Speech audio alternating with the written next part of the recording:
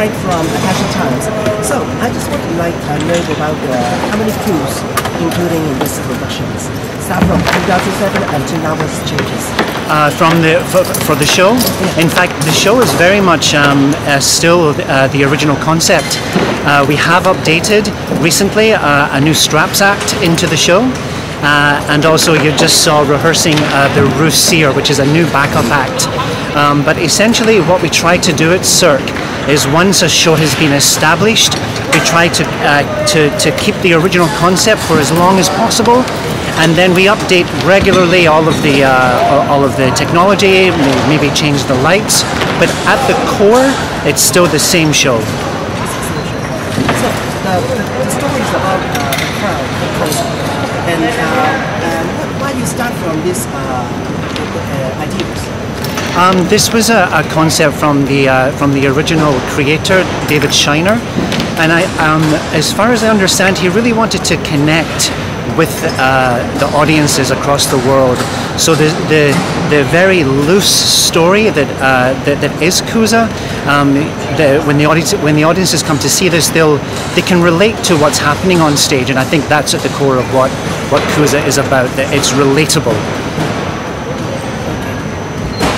Which is the acrobatic number that we do in the opening of the show, and a teeterboard flyer in the finale number. So there's about 17 of us in the teeterboard act, and I'm a flyer, which means I'm doing the tumbling in the air and being caught. Yeah. So is this your role is like a cow or an elf or any kind of spirit or something? Sure, so there are kind of characters or as part of the troupe, the group that we're in, that we kind of represent at the beginning and the ending of the show, but we don't have, you know, like an animal or a character per se.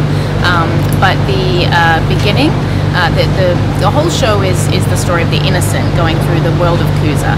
So the house troupe that we are, by the end of the number, we're kind of like the angels or the spirits that have kind of ascended, because it's kind of like a journey through life in a way. So different acts represent different parts of that. In the beginning, we're kind of the soldiers or the army, the kind of warriors at the beginning that get woken up from the world that we were in, and welcome the innocent into Kooza. How long does it take you to prepare for the show, like makeup or dress up? Yeah, so generally my makeup, every artist does their own makeup, and that will take me about an hour.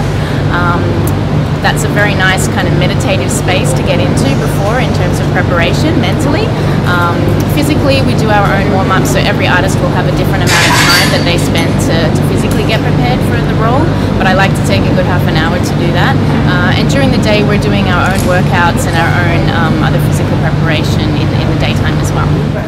I would like to know which one of the costumes is the most expensive, and why is this one most expensive? Okay, one of our most expensive costumes. I'll pull it for you. I can't get that one.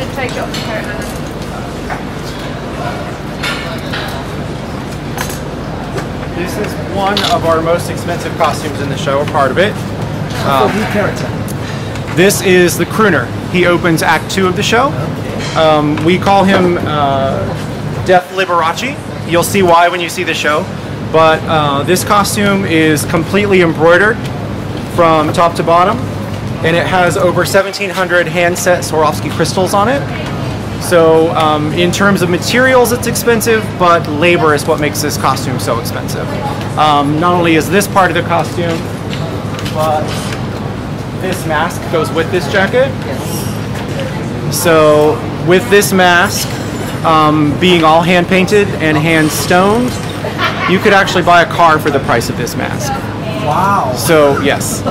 So that is why this is the most expensive costume you will see in our show. So how many seconds do you show? How long is it on stage?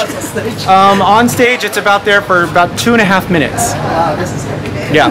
So, yes, it's very expensive and it goes by very quickly. But when you see this costume under stage lights, it's stunning. This is my favorite costume in the show, and you can see why. So, but.